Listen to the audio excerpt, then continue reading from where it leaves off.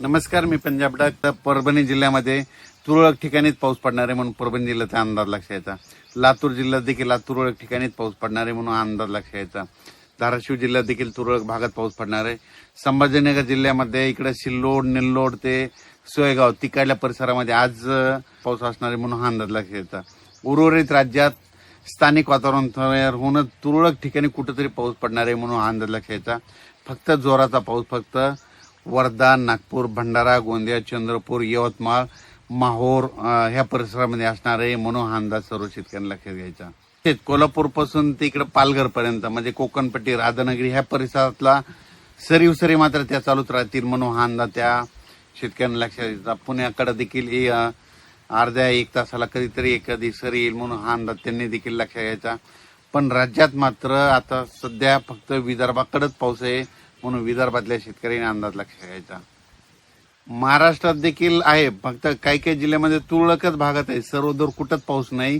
फक्त जिल्ह्यामध्ये उगा 5-6 ठिकाणी पडू शकतो म्हणून उर्वरित राज्यातल्या जिल्ह्यातल्या शेतकऱ्यांनी अंदाज लक्षात घ्यायचा.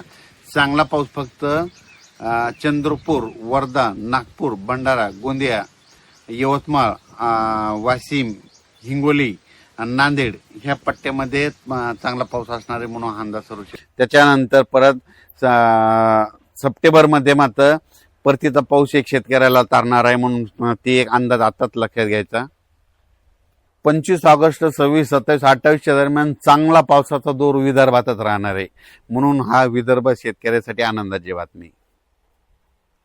विदर्भामध्ये काय होणार आहे, कमी दाबाचा पट्टा असल्यामुळं ते कमी दाबाचा पट्टा जात असल्यामुळं मग काय होईल, मग त्याच्या विदर्भाच्या बाजूला मराठवाडा आहे. मग मराठवाड्यामध्ये कोणता, परभणी जिल्हा, हिंगोली जिल्हा, त्याच्यानंतर नांदेड जिल्हा, इकडे जालना जिल्हा, ह्या परिसरामध्ये काय होणार, मग रिमझिम पाऊस पडणार म्हणून हे विदर्भामध्ये जास्त पडत असल्यामुळे मराठवाड्याला रिमझिम 25, 26, 27, 28च्या दरम्यान येणार. पण ते पण सर्वदूर नाही, काही भागातच पडणार आहे म्हणून अंदाज लक्षात घ्यायचा. हे पाऊस महाराष्ट्रामध्ये ह्या महिन्यात कशामुळे नाही आला तर त्याचं खरं कारण सांगतो की काय होतंय की विशाखापट्टणम ते भुवनेश्वरच्या जवळजवळ कमी दाबाचे पट्टे तयार झाले तर ते काय होतात, ते सरळ नागपूरकडे येतात.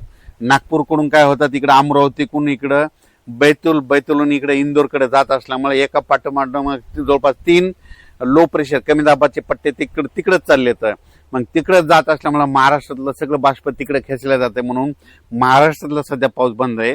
त्याच्यामुळे महाराष्ट्रात एवढा जोर धरून पाऊस नाही. मग महाराष्ट्रात जोर धरण्यासाठी तुम्हाला सांगू इच्छितो की मछलीपट्टम आहे, म्हणजे इकडे चेन्नईकडे मछलीपट्टम आहे. त्या मछलीपट्टम मध्ये काय होतं, सप्टेंबरमध्ये तिकडे कमी दाबाचे पट्टे तयार झाले, त्यानंतर ते पाऊस काय होतो तेलंगणाकडे येतो, तेलंगणातून महाराष्ट्राकडे येतो. म्हणून मग महाराष्ट्रात जर पाऊस चांगला पडायचा असेल तर इकडे मछलीपट्टम, इकडे तेलंगणामध्ये कमी दाबाचा पट्टा होणं गरजेचं आहे.